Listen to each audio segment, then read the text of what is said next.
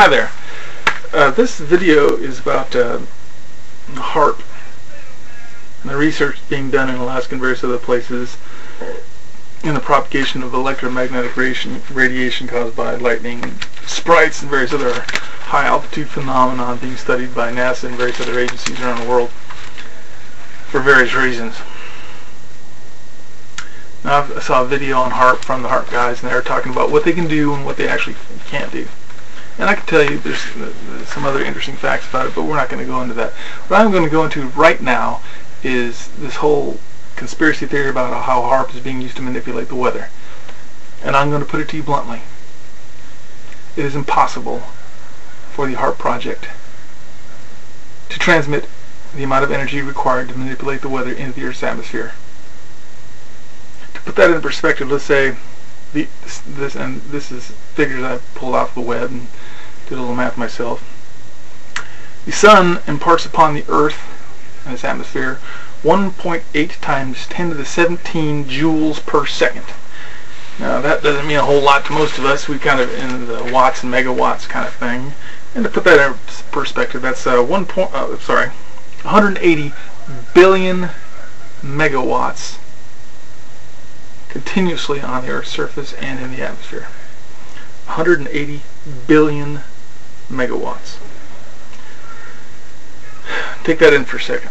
Now let's consider the transmitters at the HAARP in Alaska. HAARP facility in Alaska puts out 3.6 megawatts.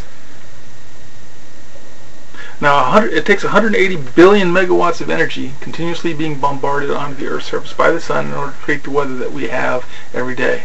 Whether it's sunny, rainy, typhoons, hurricanes, all that stuff, all the stuff takes 180 billion megawatts. And it's the accumulation of that energy that creates the problems that we have, like hurricanes and typhoons.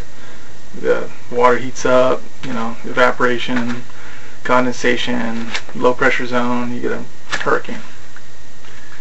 And there are seasons for that. Basically, when the water starts to cool off, the hurricanes go away, which is why we have a hurricane season. Now, the difference between the HAARP system and the sun's energy is this. While HAARP can put out 3.6 megawatts, the sun puts out 50 billion times the amount of energy. 50 billion times. And you're going to tell me that HAARP can manipulate the weather. Well, gee. In order to manipulate the weather, you'd have to have something that is basically on the scale of the energy that the sun is emitting on the Earth. 3.6 megawatts ain't going to do it. That's only 3.6 million joules per second. And the sun is putting out 50 billion times that amount continuously. You gotta try a lot harder than that to convince some of us that HAARP's doing anything other than wasting taxpayers' dollars.